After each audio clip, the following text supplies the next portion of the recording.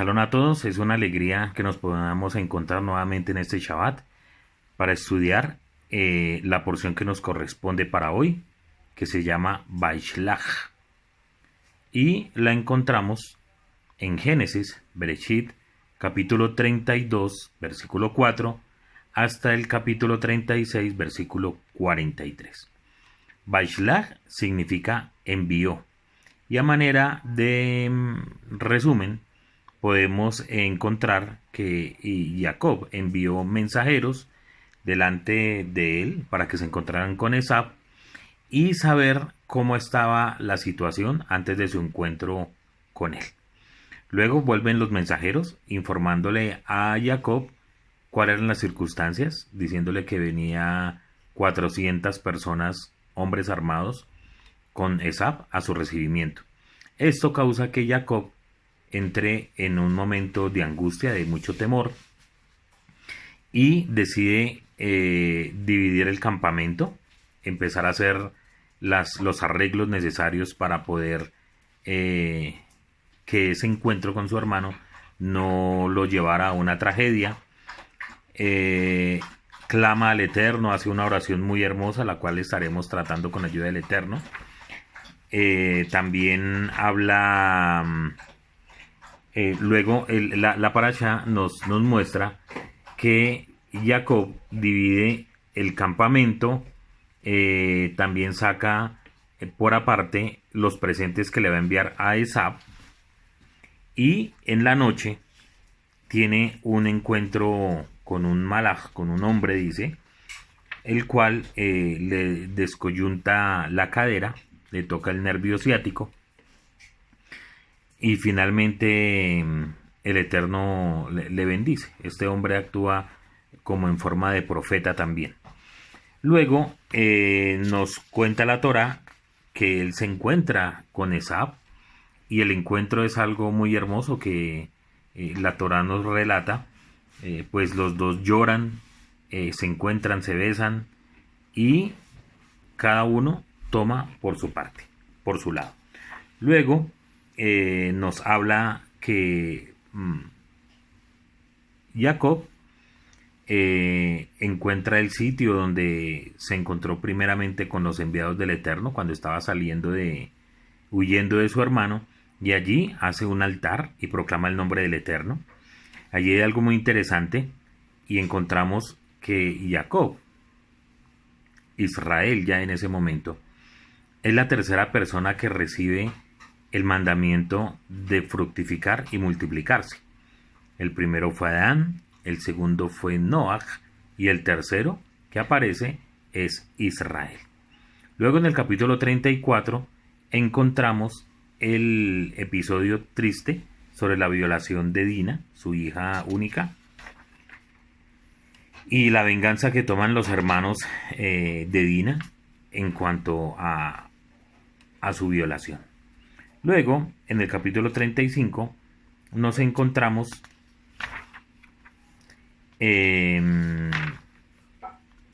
con la muerte de Rachel, y termina la parasha en el capítulo 36 con las generaciones de Esab, o sea, la descendencia de Esab. Ese es, en resumen, la parasha del día de hoy. Muy bien, creo que cometí aquí un pequeño error, y es que después del episodio de Dina es cuando el Eterno se le aparece a Jacob y le dice que vaya a Betel y haga el altar, y allí es donde el Eterno le cambia el nombre de Jacob a Israel. Recordemos que en el episodio que vamos a estudiar, cuando Jacob lucha con ese ángel, el ángel habla en calidad de profecía. El ángel no tiene el poder de cambiarle el nombre, sino que es el Eterno más adelante en el capítulo 35. Haciendo esa claridad, entonces ya podemos iniciar la clase como tal. En el estudio que estaba haciendo de esta parasha, como siempre me gusta remitirme a la parasha anterior, porque uno encuentra secretos muy hermosos allí. Y en el capítulo 32 de la parasha pasada, que se llamaba Yetzé, encontramos lo siguiente. Dice: madrugó Labán por la mañana, besó a sus hijos y a sus hijas y los bendijo. Partió Labán y regresó a su lugar. Mas Jacob partió hacia su camino y encontráronse con él los enviados de Elohim. O sea, se encontraron con Jacob los enviados de Elohim. Dijo Jacob cuando los hubo divisado: un campamento de Elohim es esto. Y llamó el nombre del lugar Mahanaim. Saludamos a la hermana Nubia, que ya también se conecta con nosotros, y continuamos. Shabbat Shalom, hermanos. Shabbat Shalom, mi hermanita. Déjamelo ahí, vértigo. Bueno, entonces vamos a continuar acá. Acabamos de empezar, mi hermana. Aquí algo muy interesante que encuentro en este capítulo 32, el inicio, es que el comentario que tiene aquí el rabí Abarbanel, dice: Mahanaim significa que quiere decir que se unió el campamento de los Malahim al campamento de Jacob. Entonces es muy hermoso porque Jacob venía, salió cuando se separó de Labán, y parece ser que durante ese trayecto diera la impresión que estaba como desamparado, aunque no lo sabe, aunque sabemos que no fue así, porque siempre el Eterno le ayudó. Pero cuando iniciamos esa parasha pasada, encontramos algunas de las interpretaciones que se hablaba con respecto al sueño que tuvo Jacob, la visión que tuvo de la escalera que subían y bajaban los ángeles. Y una de las interpretaciones decía que ahí empezaban hasta ese momento, hasta esa escalera, los ángeles que lo habían acompañado a este sitio subían, y que luego bajan los ángeles que lo iban a acompañar hacia su exilio, y cuando regresa dice que se encuentran otra vez con ese campamento o con un campamento y se unen, es decir, que ese campamento de los ángeles y el campamento de Jacob se unen. El rabino Ibn Ezra dice que esto fue para ayudarlo en su camino de retorno, y Jacob en ese momento los vio alrededor de su propio campamento. El Salmo 91:11 dice: pues a sus emisarios él encomienda para custodiarte en todos tus caminos, dice el Salmo. ¿Qué nos quiere decir eso? Que aunque muchas veces pareciera que nos encontramos desamparados, siempre el Eterno envía a sus ángeles que nos acompañan, que siempre estarán al lado nuestro. ¿Sí? Siempre tenemos un ángel que el Eterno ha enviado para que nos cuide.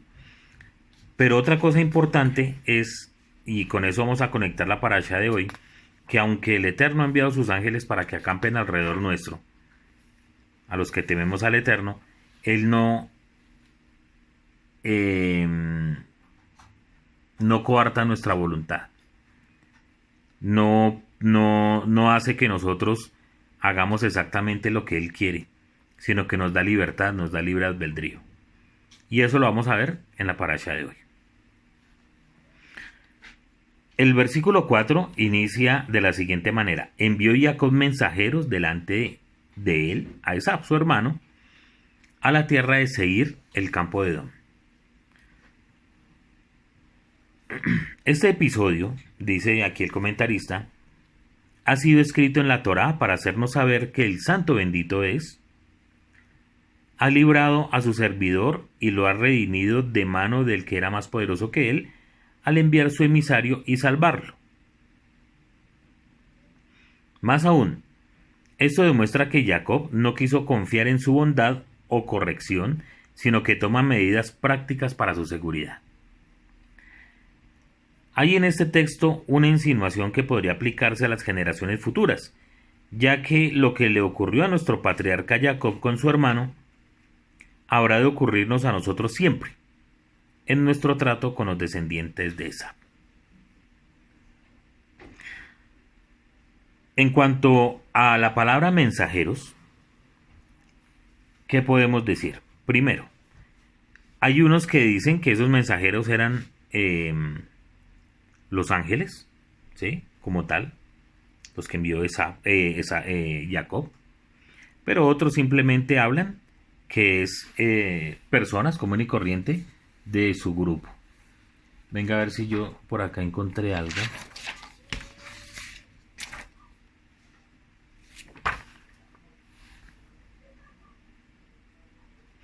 Por ejemplo, dice el Moré Heriberto, dice, ¿qué clase de mensajeros envió Jacob delante de su hermano Esab?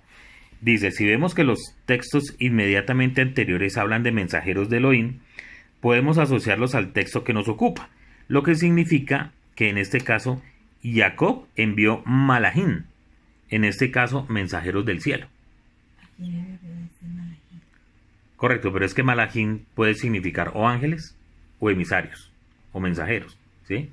Entonces, pero en este caso parece ser lo que le entiendo aquí al Moré. Él está hablando de mensajeros del cielo, como a los propios ángeles, al encuentro de su hermano Esab. Es importante anotar que el término malach puede referirse no solo a un enviado del Eterno, bendito sea, sino también a una persona. O sea, él mismo aquí está dando, no nos aclara exactamente qué clase de mensajeros era. Más bien puede ser interesante preguntarse ¿para qué envió a los mensajeros? No tanto quiénes eran, sino cuál era su propósito, que es lo inicial que debemos mirar. El temor hacia su hermano estaba intacto y por esta razón era que necesitaba saber de primera mano cómo sería el encuentro con él, de manera que tuviese tiempo de prepararse para este evento. Continúa el Moré diciendo, aunque la actitud de Jacob ahora era otra, es interesante decir que ello no era conocido por Esab, o al menos la Torá no lo menciona. Por tanto, había motivos para temer, razón por la cual era importante esgrimir argumentos que apaciguaran la ira de su hermano, que era lo que temía Jacob. Muy bien.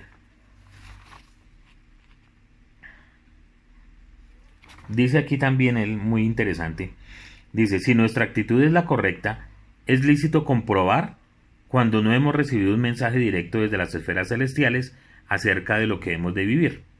Cierto es que hay promesas, pero cuando antes hemos hecho lo que no es apropiado, debemos sentir temor porque somos conscientes de las retribuciones, midá, que negues midá, que el cielo da como respuesta a nuestras acciones, sean buenas o sean malas.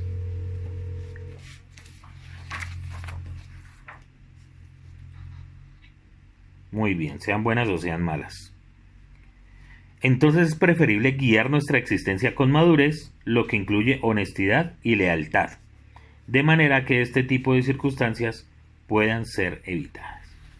Interesante, entonces aquí nos dice el Moré que realmente no se sabe, aunque leímos el pasaje, el contexto del pasaje anterior, podría incluso haberse tratado de los mismos ángeles. Entonces vamos a seguir estudiando ese tema ahorita. Bueno. Muy bien.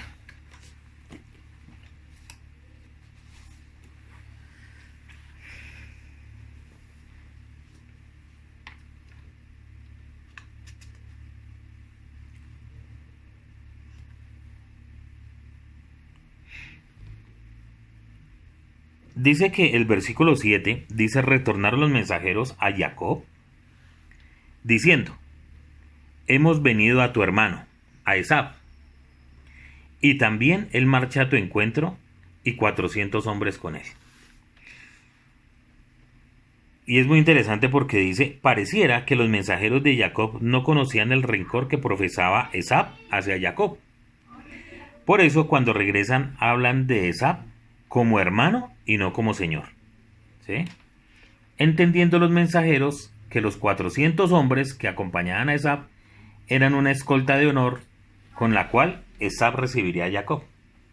Entonces aquí hay varias cosas. Primero, la prudencia que manejó Jacob durante todo su tiempo cuando estuvo con Labán, porque allá fue donde hizo toda su riqueza.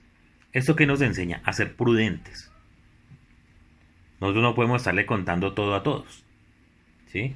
Finalmente parece ser que ni los mismos mensajeros que él envió, esos siervos, sabían qué era lo que estaba sucediendo, sino entendieron que Jacob les mandó a que revisaran, a ver cómo venían, y así pues para darle su bienvenida. Entonces por eso ellos hablan, le dicen a Jacob: hemos venido a tu hermano, no a tu señor, sino a tu hermano. Y ellos imaginaban que esa guardia que traía de 400 hombres armados eran para darle una bienvenida de honor a Jacob, pero nunca se imaginaron que era la bienvenida de tomar venganza o de cumplir la palabra, su misma palabra que había dado Esaú, de matar a Jacob. Y es por eso que en el versículo 8 dice: temió Jacob mucho y se angustió. ¿Acaso es lícito uno tener miedo? ¿Tener esa angustia? Y más con un hermano. Y es muy del ser humano tener miedo. No es pecado tener miedo. El tener miedo no quiere decir que se nos acabó la fe. No quiere decir que se nos acabó todo lo que el Eterno nos ha prometido. Tener miedo hace parte de sobrevivir. Si uno no tiene miedo ni de la muerte ni nada, pues realmente no tiene miedo. Es como si no le importara la vida. Dice aquí Rashi, por ejemplo, dice Rashi: temió ser muerto en una confrontación y se angustió ante la posibilidad de tener que matar en defensa propia. Pues hasta el momento vimos que Jacob, según lo que nos narra la escritura en la paracha pasada, Jacob era un hombre muy pacífico, a diferencia de Esaú, que nos muestra que era un guerrero, era un tipo cazador, le gustaba estar en todas esas clases de confrontaciones, mientras que Jacob era un tipo muy sereno, muy calmado. Parece que le gustaba estar estudiando las cosas que el Eterno les había mandado por medio de Isaac. Y durante todo su tiempo que estuvo con Labán, nunca peleó con Labán, nunca guerrió, sino siempre pastoreó. Entonces es muy lógico que su temor sea porque él no era ni hombre de guerra, y menos para enfrentarse a su hermano, que era un tipo guerrero, un tipo bravo, un tipo que estaba acostumbrado a estas lides y que venía a su recibimiento con 4 personas más. 400, perdón, con 400 personas más. En lo que parece ser una repetición literal, Rashi descubre las emociones distintas de Jacob, ya que el hombre justo y correcto tiene la misma aprensión por matar que por ser muerto. Es decir, ¿qué quiere decir esto? Cuando un sádico como Jacob, que no está acostumbrado a la guerra ni nada, siente tanto temor del daño que le puedan cometer como del daño que él pueda cometer.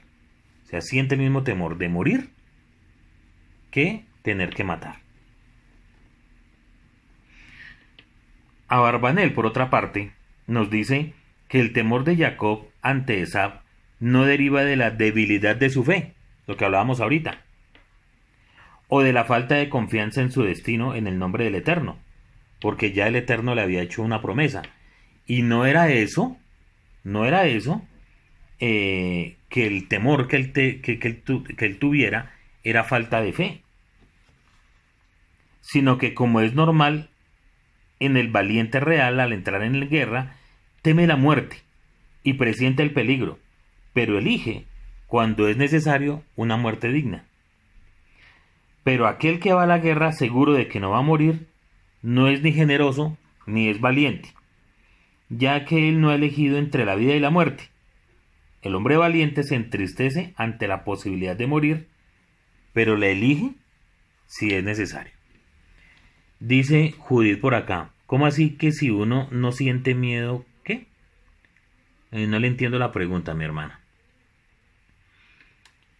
No le entiendo. Pero pues dice básicamente en lo que estaba hablando, creo que si le entiendo la pregunta que hace, si uno no siente miedo a la muerte, a hacerse daño o tener que entrar en una confrontación, es como si su vida no valiera. Uno siempre teme, cuando quiere algo, teme perderlo. Creo que por ahí podría ser la respuesta. Muy bien. Ahora dice que cuando él ve esta situación y empieza a sentir el temor en su corazón, él piensa y divide toda su gente y sus animales en dos campamentos. Dos campamentos. La persona no debe decaer en el día de angustia. O sea, cuando estamos más angustiados, cuando estamos más emproblemados, cuando tenemos y vemos que el mundo se nos vino encima, no es el momento de sentarse a esperar que vengan las cosas y que sea lo que Dios quiera. No, al contrario. ¿Qué hizo Jacob? Se puso manos a la obra, a dividir sus dos campamentos. Otra vez Abarbanel nos dice, la persona no debe de caer en el día de angustia, sino hacer todo lo posible para llegar a su meta. No debe esperar milagros, sino una participación activa en los hechos. Y es por eso que la Torá nos relata las tácticas empleadas por Jacob al dividir a hombres y pertenencias en dos campamentos. O sea, él actúa y después espera el milagro. Él no está esperando que baje un rayo y parta esa. O que caiga un aguacero tan grande que él no se pueda acercar. No, él no está pensando en eso. Él está pensando que él tiene que actuar y que de esa manera Hashem después va a hacer un milagro. Estas tácticas que hizo Jacob tenían por finalidad proteger en definitiva a sus esposas y sus hijos. Por eso los traslada allende el arroyo Yabok. Por último, la distribución estratégica de los dos campamentos de Jacob tenía como finalidad crear una valla humana de contención entre Esab y la familia de Jacob. ¿Por qué? Porque él piensa, ¿será que el campamento restante se puede escapar? ¿Cierto? ¿Qué piensa él según Rashi? A pesar del ataque, ya que yo lucharé contra él, Jacob se preparó en tres aspectos. Ofrecer un presente, vea todo lo que hace Jacob. Primero piensa, bueno, antes de que él venga a atacarme, yo voy a enviarle presentes, regalos, porque de esta manera va suavizando el momento. Él no dice, bueno, pues vamos a esperarlo aquí a ver qué pasa y de una vez, pues si nos toca matarnos, pues nos vamos a matar. No, él empieza a utilizar tácticas para tratar de apaciguar el espíritu de Esab. Luego de empezar a preparar todo el presente que le iba a enviar a Esab, él ofrece una oración al Eterno, que ahorita la podemos ver, una oración muy hermosa que hace Jacob, y luego se prepara para pelear. O sea, para Jacob, la última opción es ir a la guerra y es tener que dañar a alguien. Eso nos enseña que cuando nosotros tenemos alguna dificultad, que el cielo nos libre de pensar que la primera opción es que a esa persona le pase algo o que el Eterno le retribuye de la misma manera. Sino que Jacob primero intentó agraciarse con su hermano,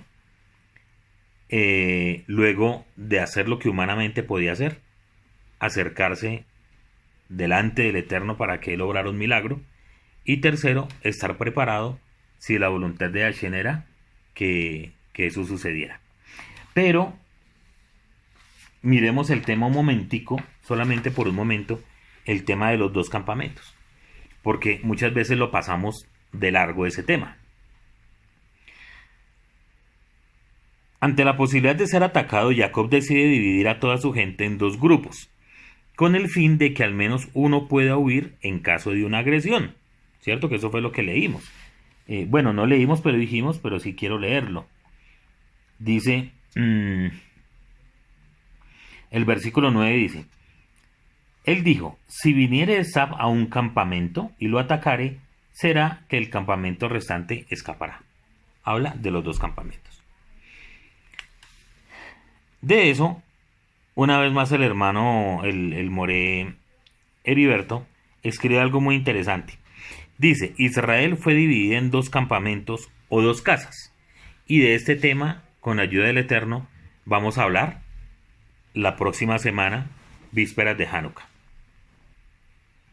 Dice así, en un campamento estaba la casa de Efraín, o sea, Yosef, porque fue el campamento que dejó atrás en la retaguardia Jacob, ¿sí? Dejó a Rachel y a Yosef.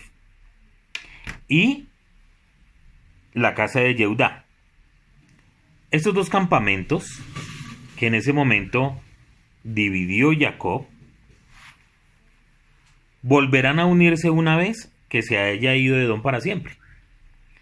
Este cuadro prefigurado es prefigurado por los dos campamentos que volvieron a unirse una vez Esab abandonó a Jacob.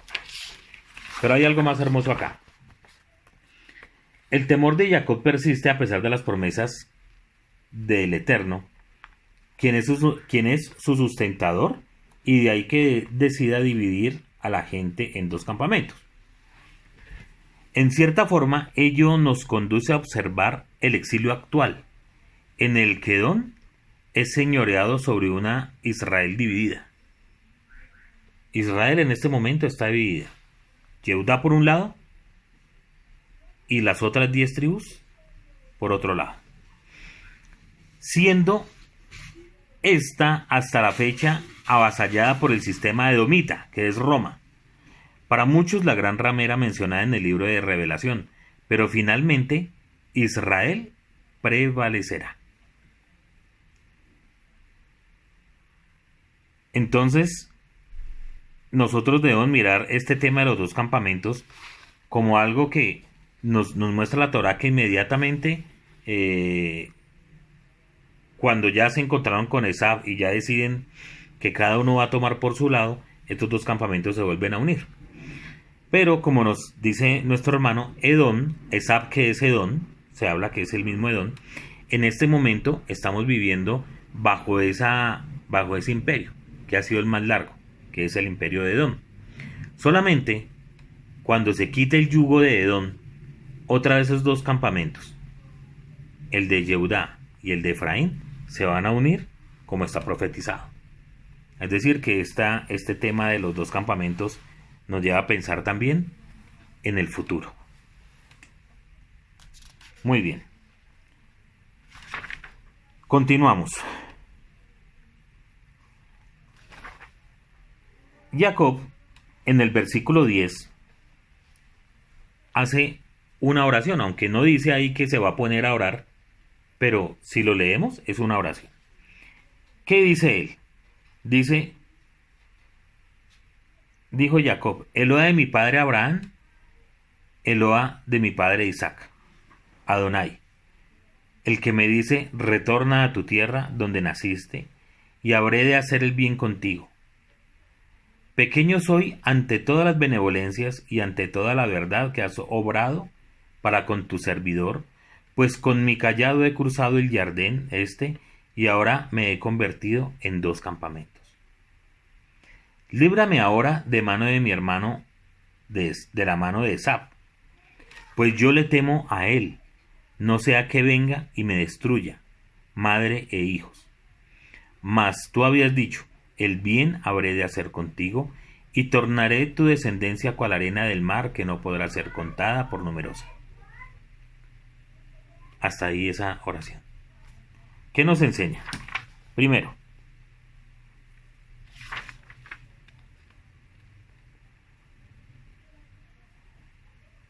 en los versículos anteriores a esto, hemos visto a Jacob tomando precauciones y desplegando esfuerzos para evitar lo peor. Se hace su intervención humana. Sin embargo, eso solo le parece insuficiente y por eso invoca al Eloa de su padre y de sus antepasados. Es decir, ahí Jacob sabe que él puede hacer algo, pero que no es completo. Sin la intervención del Eterno, no nos van a salir bien las cosas, como no le podrían salir a él bien. Jacob se siente un eslabón en esa cadena que debe continuar. Sabe que esas cosas que están pasando tienen que pasar y él solamente es el eslabón, no es la cadena completa, sino una parte. Inicia su oración con el elemento Sehut Avot, que es el mérito de los padres. Porque lo primero que él invoca no es decir, Señor, es que tú eres mi Dios y entonces como tú eres mi Dios y me prometió, entonces haga. Sino que invoca a Abraham e invoca a Isaac. Yo no tengo, y no me parece muy acertado el tema cuando se habla de los méritos de nuestros padres, porque finalmente, por los méritos de nadie, una persona tiene salvación o cosas, ¿cierto? Más bien pienso yo, y en eso, si ustedes tienen algo que aportar, creo que está bien. Más bien por las promesas que el Eterno hizo a nuestros padres. Porque Hashem, que es bueno, él mismo se compromete desde un principio tanto con Abraham y con Isaac a hacer ciertas cosas que finalmente él mismo las cumple. Pero no por el hecho de que una persona haya hecho más cosas, entonces obliga al Eterno a cumplir con eso.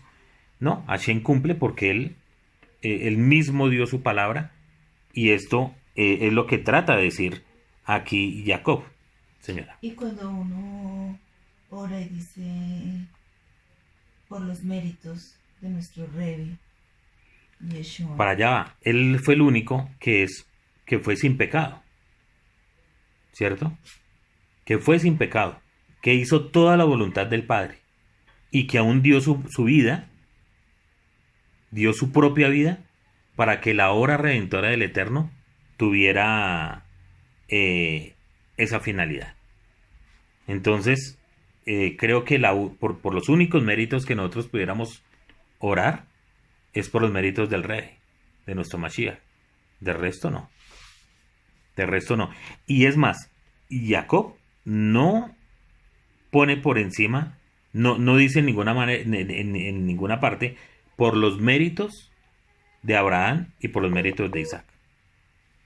No, él dice, Eloa de mi padre Abraham y Eloa de mi padre Isaac. Es más, no recuerdo si para este momento Abraham ya había muerto. Seguramente sí, pero Isaac vivía. ¿Ya? Y Jacob sabía quién era el Eterno. ¿Y qué había hecho el Eterno con Isaac? ¿Sí? Sabía que, porque seguramente le habría contado Isaac todo lo que el Eterno hizo con él y lo que hizo con su padre. Pero no por los méritos de Abraham o por los méritos de Isaac, sino por la mano poderosa y fuerte y misericordiosa del Eterno para con ellos.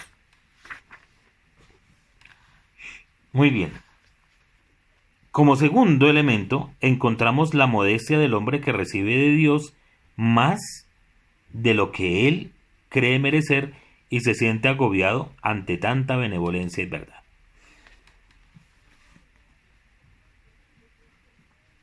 Esta oración produce un efecto. Jacob descubre todo lo que tiene y no se siente merecedor de tanto.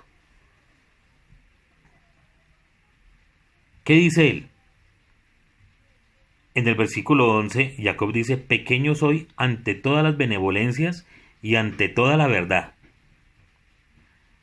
Dice Rambán, lo que me parece correcto es que las bondades que obra el Eterno y que son perdurables son llamadas por las escrituras emet, lo que es verdad, lo que quiere decir firmeza.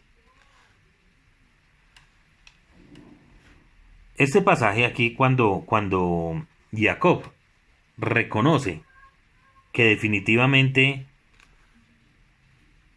él no es nada delante del Eterno, me hace acordar del pasaje que nos habla el Rebe del fariseo y el publicano, el pecador, ¿cierto?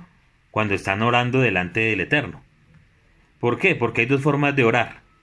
Una forma de orar es creer en sus propios méritos.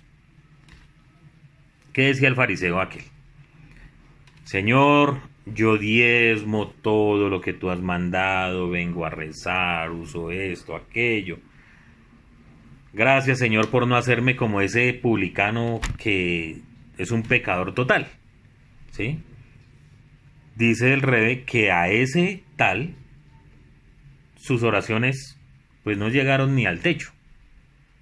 ¿Por qué? Porque está creyendo que está confiando en su propia prudencia y en creer que entre más mandamientos cumpla, esos son los méritos por los cuales el Eterno se ve obligado a salvarle o a perdonarle sus faltas. Mientras que el otro ni siquiera podía alzar su cara de la vergüenza de ser un hombre pecador. Y ese sí logró justificación. Y aquí encontramos en Jacob un hombre absolutamente multimillonario. O sea, si uno se pone a mirar ahorita, ¿cuáles fueron los regalos que le envió a Esaú? Le envió 200 cabras y 20 machos cabríos, 200 ovejas y 20 carneros. Ya uno quisiera tener siquiera 200 cabezas de cualquiera de esos ganados, ¿no? Dice que le entregó 40 vacas, perdón, le entregó 30 camellas criando y sus crías, 40 vacas y 10 novillos, 20 asnas y 10 pollinos. Eso fue lo que le entregó de presente a Esaú. O sea, Jacob era un tipo absolutamente millonario. Pero todo eso no lo hace olvidar de dónde salió, ni le hace olvidar de dónde vino. ¿Qué le dijo Jacob en esta hermosa oración? Con mi cayado he cruzado el Jardín este. ¿Por qué? Porque Jacob cuando salió, cuando huía de Esaú, él salió sin un siervo, sin nada, con su cayado, a experimentar una vida en un exilio que inicialmente era temporal, algo muy corto, y esto se le aumentó a 20 años.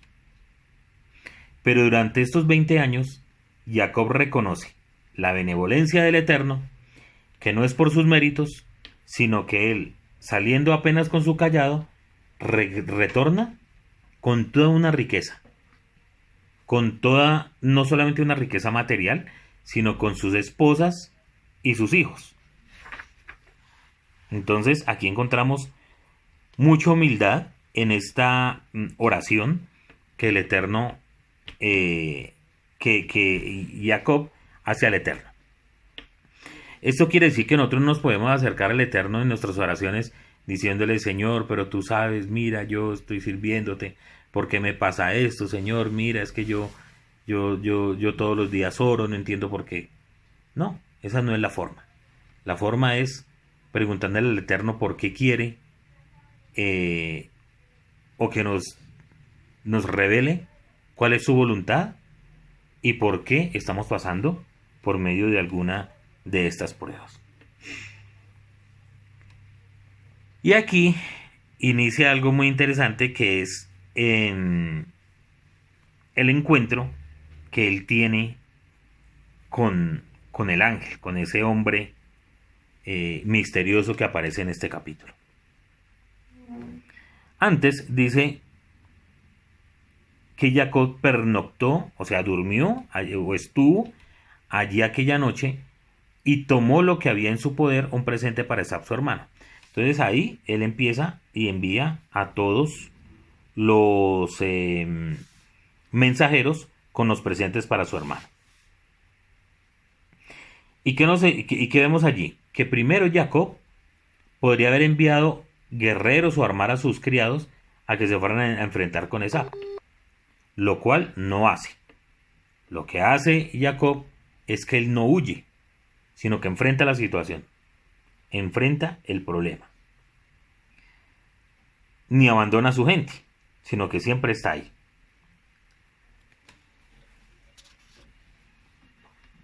Y de esa manera, entonces, envió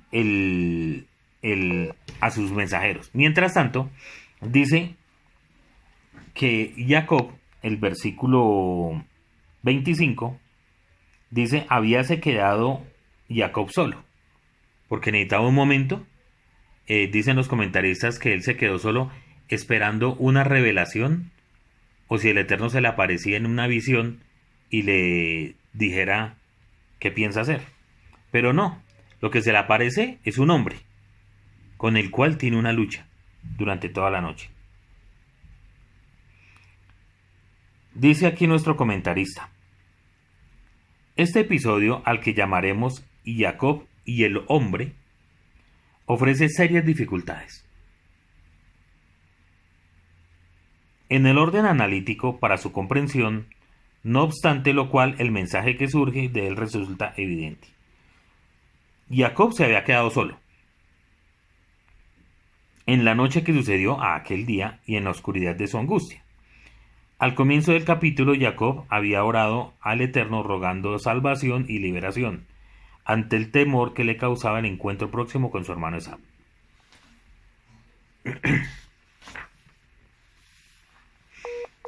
Así podremos ver en este episodio que acepta varias interpretaciones. La respuesta de Eloa a la invocación de Jacob, y en esta respuesta aparece un hombre que se traba en una lucha con Jacob, que estaba solo. O sea, está Jacob y aparece ese hombre. La Torá no dice una sola palabra acerca de los motivos que podría tener este hombre para luchar contra Jacob. No nos dice nada. Esto demuestra más que la impotencia del hombre, la gran resistencia de Jacob. Elemento este que será de vital importancia para el enfrentamiento que tendrá lugar cuando el sol haya salido a la mañana siguiente. Suponemos que Jacob veía al principio en ese contendiente solamente un hombre, porque así se le aparece como un hombre, y así inicia Jacob esa lucha. Pero cuando el hombre dice, déjame ir, pues ya está despuntando el alba, demostrando con ello conocer el próximo encuentro de Jacob e insinuándole que esto ocurriría una vez comenzado el día, Jacob descubre la auténtica identidad de su contendiente, que no era un hombre común, y por eso le pide su bendición, queriendo significar protección, seguridad, dimensión espiritual. O sea, durante toda la noche estuvieron en una lucha continua, constante, pero finalmente no se sabía, él no sabía quién era, sino solo hasta cuando este ángel le dice que el sol va a salir y él tiene que partir. Ahí como que se devela su identidad real.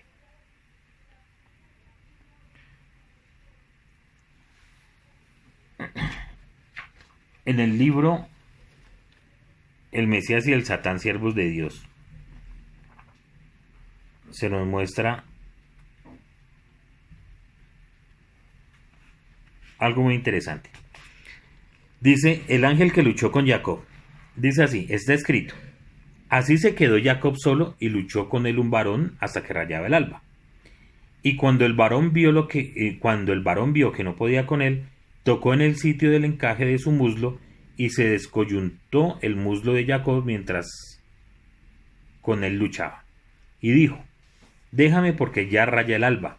Y Jacob le respondió, no te dejaré si no me bendices. Y el varón le dijo, ¿cuál es tu nombre? Y él respondió, Jacob. Y el varón le dijo, no se dirá más tu nombre Jacob, sino Israel, porque has luchado con Elohim y con los hombres y has vencido. De ese texto quiero ahorita hacer una aclaración.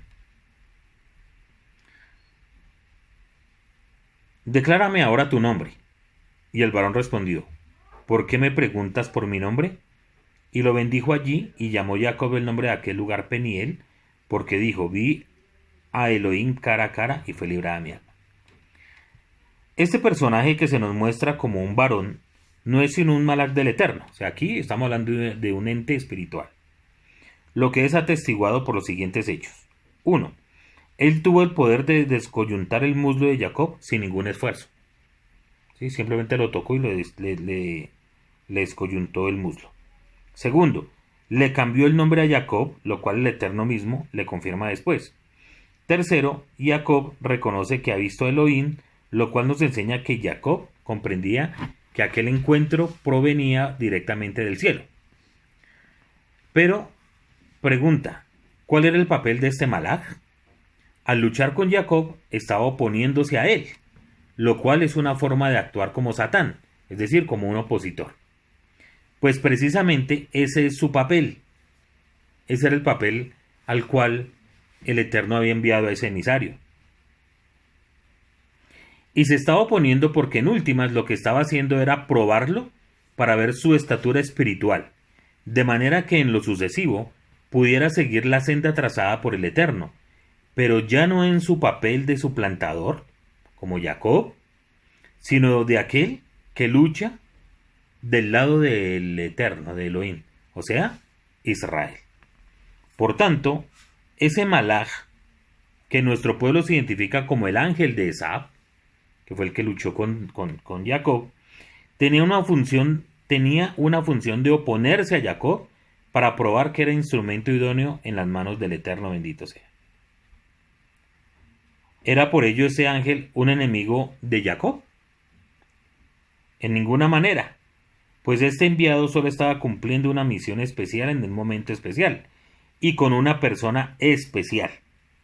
Y por sobre todo, porque esta misión provenía del Eterno mismo. Entonces, esta interpretación que encontramos en este libro nos da un poco más de claridad. Simplemente era un enviado del Eterno. Los sabios dicen que era el ángel de Esab y que tenía el propósito de probar a Jacob cómo estaba en su espíritu, cómo estaba para luchar contra las cosas que venían. Se pregunta nuestro comentarista aquí en la Torá con Marcos Ederi, ¿puede existir acaso una mejor respuesta a la oración del hombre temeroso que demostrarle cuáles son sus propias fuerzas? Por último, Jacob sale de esta lucha dañado, de alguna manera, ya que se dislocó la articulación del muslo de Jacob, tal vez queriendo significar con esto que la Torá no quiere hacer caer al hombre en soberbia, o lo que hablaba el rabino Shaul, el aguijón de la carne, para que sepamos de dónde hemos venido y no nos podemos creer más que el mismo Eterno. Y Jacob puede resistir al emisario de Eloa, pero no debe salir de la lucha como héroe, como invencible, como un superhéroe. No puede salir así. Tiene que salir como lo que es, un ser humano.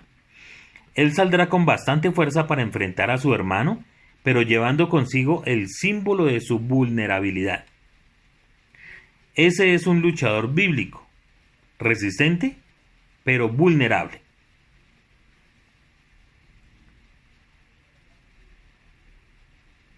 Hasta ahí este texto del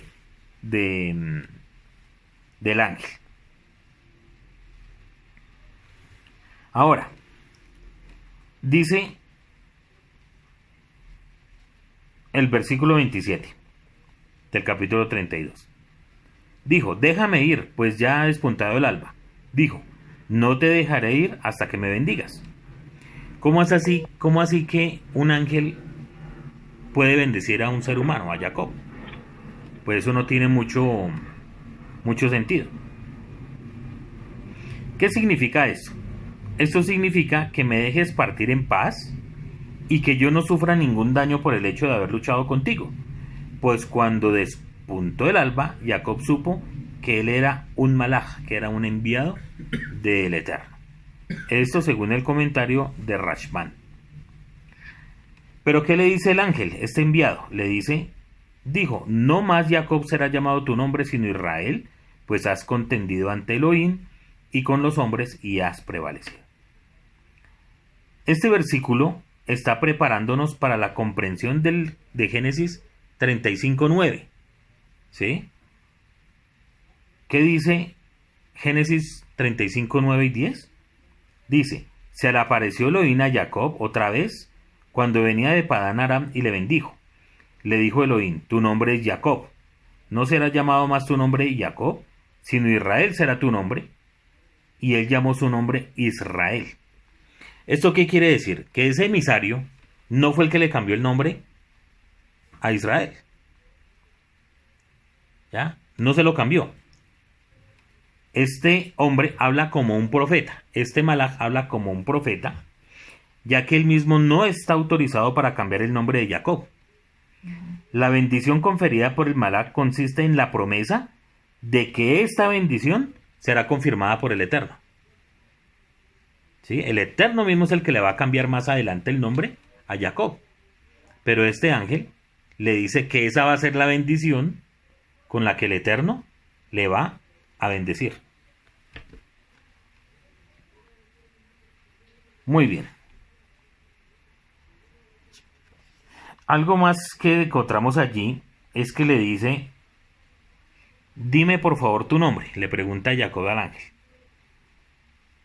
¿Por qué es que preguntas por mi nombre? Y este pedido de Jacob y la respuesta del malaj, que finalmente no revela cuál es su nombre, encuentra un paralelo con el pedido de Manoaj y la respuesta que recibe del malaj. ¿Recuerdan quién era Manoaj? El padre de Shimshon. Muy bien, amor.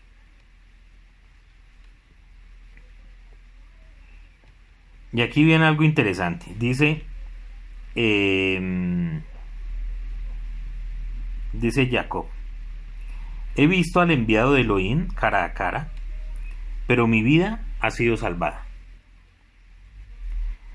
El hecho de ver al malaj, emisario, no es lo que provoca temor y sorpresa a Jacob, ya que él ha tenido experiencias previas, como lo vimos al finalizar el capítulo anterior, de la parasha anterior, que dice que él vio el campamento de los malajim del Eterno. No es eso.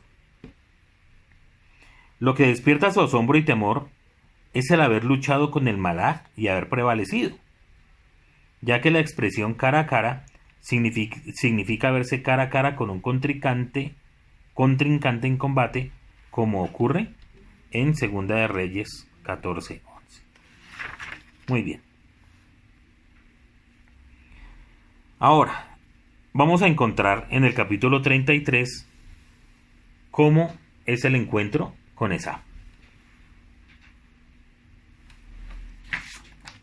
Dice el moré Heriberto García, ¿por qué dice que Jacob se inclina 7 veces? ¿Cómo es eso que él se inclina durante 7 veces hasta que se encuentra con su hermano? En el relato de esta parashá, la Torá nos dice que Jacob vino, se inclinó 7 veces ante su hermano Esaf. Esa fue una forma de aplacar la ira de su hermano, pues era consciente de los engaños en los que le había hecho caer. Pero esto nos muestra mucho más la simpleza de lo ya mencionado. Ello en cierta forma nos describe a Israel saldando sus cuentas con Edom al final de los tiempos. Si observamos con detenimiento, los 7 montes que nos menciona el libro de Revelaciones son 7 reyes. Esos montes, dice Revelaciones, que son sobre los cuales está sentada la ramera, a los cuales Israel subyugará después de ser sometida a continua oposición por parte de ellos. Israel no dominó a Edom en la época de Jacob, pero sí lo hará al final de los días. Es decir, durante este tiempo, o ese simbolismo de los siete inclinaciones, finalmente, después, al final de los tiempos, Israel va a prevalecer sobre Edom. Algunos de nuestros sabios, interpretando también ese pasaje, nos dicen que en realidad Jacob se inclinó ante la Shejinah. Pero si nos atenemos al relato escrito en la Torá, se nos dice literalmente que la acción del patriarca fue motivada por el temor que tenía de su hermano. Este es un sentimiento muy humano, que nos sirve como una especie de alarma para indicarnos que algo no está bien, pero en últimas, el verdadero temor es el que debemos sentir hacia el Eterno bendito es. Debemos entender que si hacemos todo lo que humanamente debemos hacer, el Eterno nos cubrirá con sus alas para que ningún mal llegue a nuestra morada, lo cual es una promesa que haríamos bien en creer sin ninguna sombra de duda. El final de este episodio le mostró a Jacob Avinu que las palabras dirigidas por Hashem a sus ancestros realmente se cumplirían y que sería uno de los instrumentos para este cumplimiento. Es decir, que Jacob, cuando se inclina a las 7 veces, tenemos que quitarnos de la mente cualquier asomo de idolatría o de cualquier cosa, sino simplemente de respeto. ¿De respeto? ¿Respeto a quién? A su hermano mayor.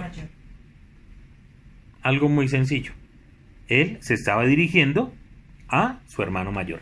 Y hay otro, porque ya voy terminando la enseñanza de hoy. Hay algo muy, muy interesante que si ustedes hablan con una persona, un cristiano, pueden caer en, y seguro que pues ahí van a tener algún problema. Es el siguiente. Eso está en el capítulo 33, versículo 10. Dice así, en la Biblia cristiana, ¿verdad? De la Biblia cristiana, porque es muy interesante. Dice, y dijo Jacob, o sea, sería interesante para que ustedes, antes de dar una respuesta, me compartan qué quiso decir Jacob ahí. Dijo Jacob, no, yo te ruego, si he hallado ahora gracia en tus ojos, acepta mi presente, porque he visto tu rostro, como si hubiera visto el rostro de Dios, o sea, en mayúscula. Pues que con tanto favor me has recibido. O sea, Jacob le dice a Esab que el ver a Esab es como si hubiera visto el nombre, el rostro de Dios, el nombre del Eterno. En la Torá, ese mismo versículo dice, dijo Jacob, no, por favor, si ahora he hallado gracia en tus ojos, habrás de tomar mi presente en mi mano, ya que he visto tu rostro, como ver la faz de Elohim. ¿Qué piensan de eso?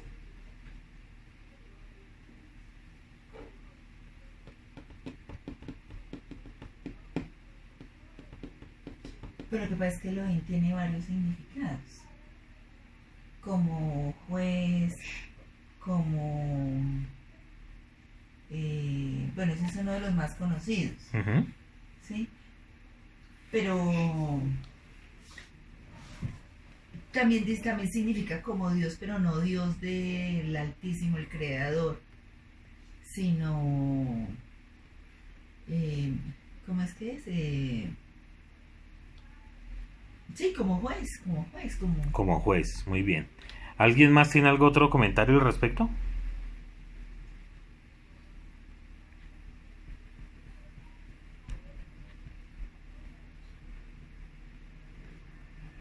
Bueno, dice la hermana Judy que no. Muy bien.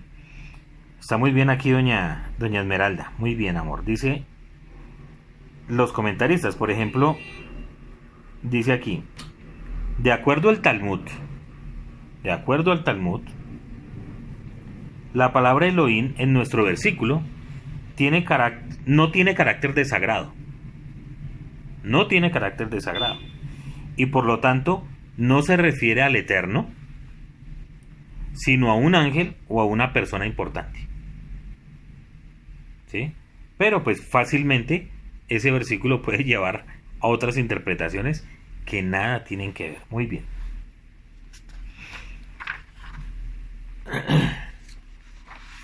Para terminar,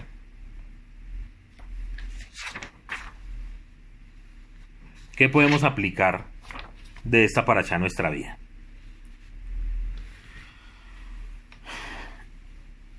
Una vez más el Moré, tomo cosas del Moré Abraham porque él hace unos estudios muy bonitos, y aunque ya hemos aprendido varias cosas de esta parashá que debemos aplicar para nuestra vida,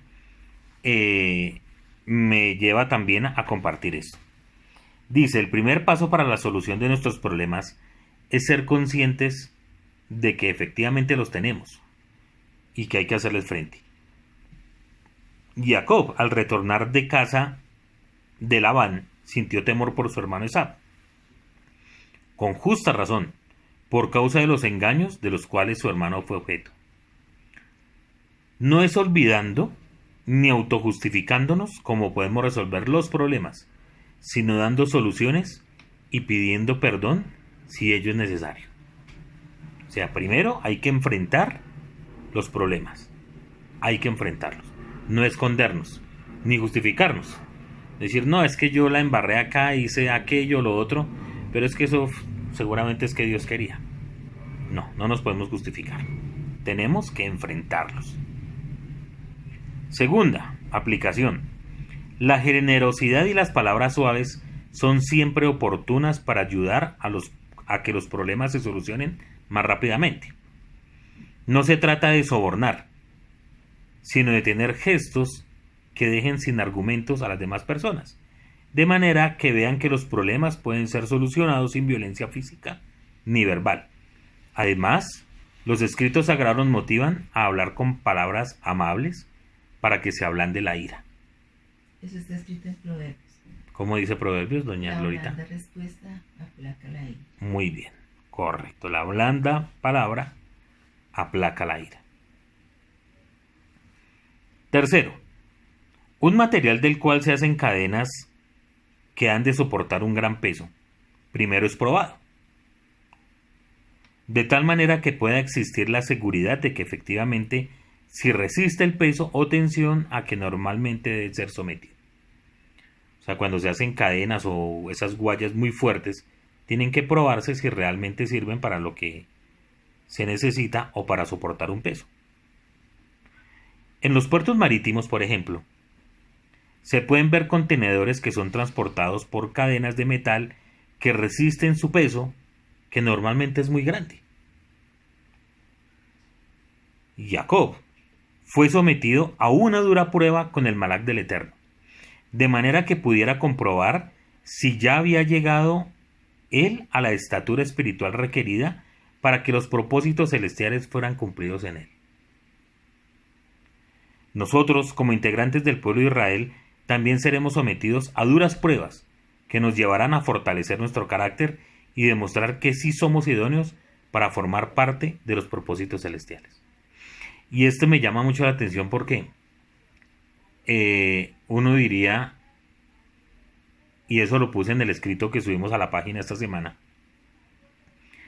que después de pasar por todas las penurias que pasó Jacob con Labán y volver y tenerse que encontrar con su hermano y ser probado con el tema del ángel, solamente era una prueba más, algo que el Eterno puso para ver si él tenía la fortaleza de seguir adelante y cumplir los propósitos, porque inmediatamente de eso viene el problema de lo de Dina y luego la supuesta muerte de Yosef, la hambruna que sufrió su pueblo. Todas estas cosas que llevan a pensar que definitivamente si Jacob no hubiese sido probado, no habría podido soportar. y que finalmente todas esas dificultades que vivió nuestro padre, hoy por hoy las heredamos, pero que en lugar de aminorarnos, nos hace más fuertes. Y por eso es que debemos ver en cada prueba que tenemos una oportunidad para subir un peldaño más. Cada dificultad que tenemos es un momento especial en el cual el Eterno nos empuja para que crezcamos. Y tenemos que ser probados.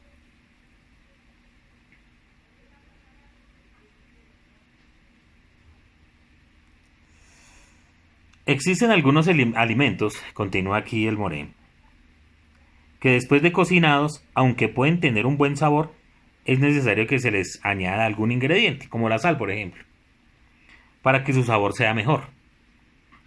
Cuando Jacob se encuentra con Esaú, fue necesario añadir a su deteriorada relación con su hermano la sal del shalom,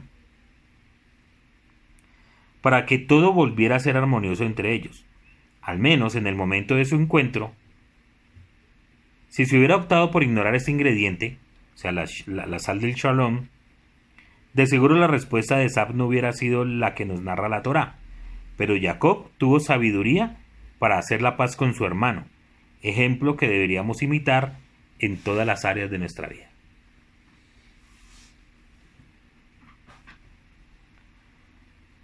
Con respecto a lo que sucedió con Dina, lo que podemos aprender de allí es que,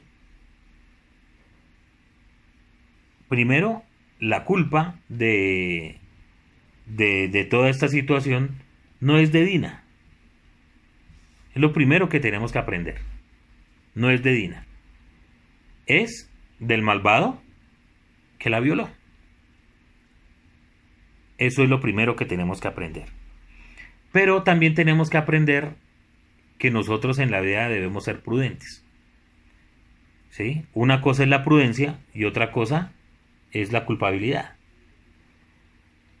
Pues parece que Dina actuó de una manera imprudente al salir sola, al exponerse a una situación que finalmente sucedió. Es como cuando decimos dejemos la puerta de la casa abierta porque el Eterno es el que nos guarda. Pues muy posiblemente, pues tenemos fe y creemos que es así, pero es muy posible que algún ladrón entre y saquee la casa. El mismo Rebe enseña que si uno sabe que el ladrón va a venir, el amo de la casa debe asegurar puertas y ventanas y esperarlo para que no lo coja de improviso. Este pasaje trae muchas dificultades porque hay muchas personas que dicen que la culpa fue de Dina y etcétera, etcétera, lo cual no lo podemos aceptar. Por lo menos en mi casa no lo aceptamos de esa manera. Pero nos enseña a que debemos ser prudentes en la vida. Por todo. No solamente con un caso de violación, sino en un caso de que no debemos andar confiados como si estuviéramos sin Dios ni ley, sino ser muy prudentes con esto.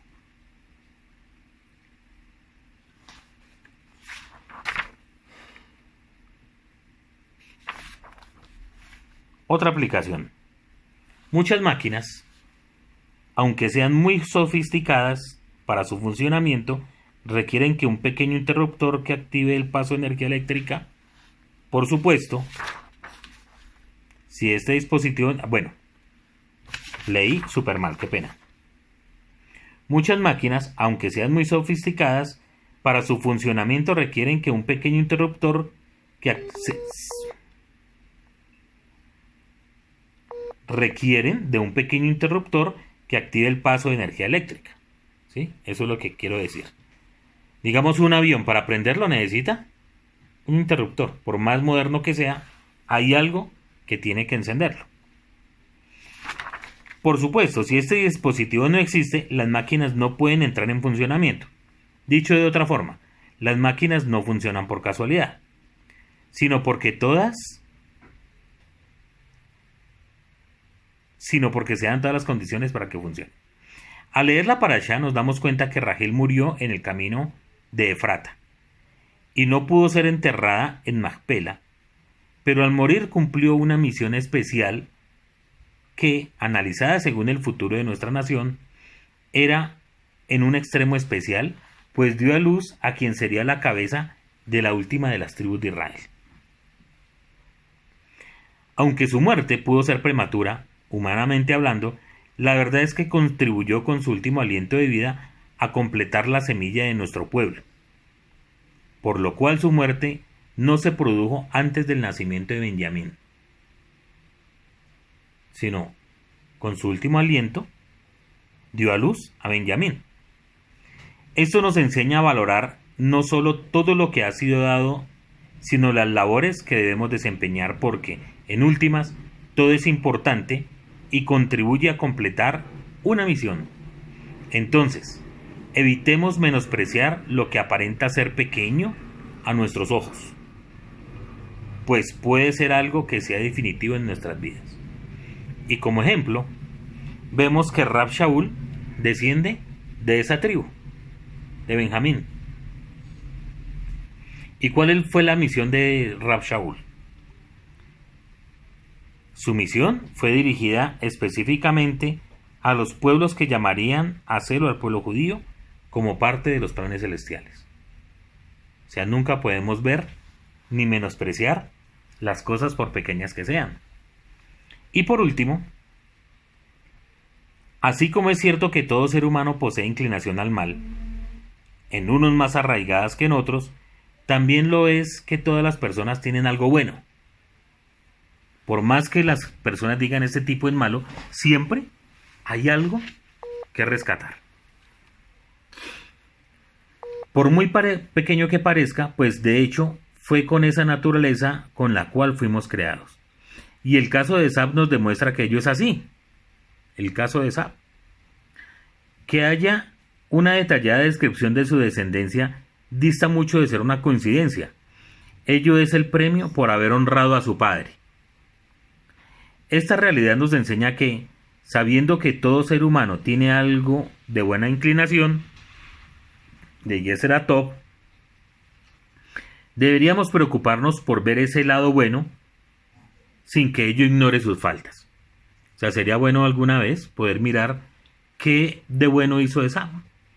Y lo que nos enseña es que honró a sus padres. Ello corresponde al hecho de que queremos ser tratados como tratamos a los demás. ¿Qué pasaría si todas las personas a nuestro alrededor solo destacaran siempre nuestros defectos? Sería muy triste, ¿cierto? Tendrían sobrada razón, pero solo estarían viendo una cara de la moneda.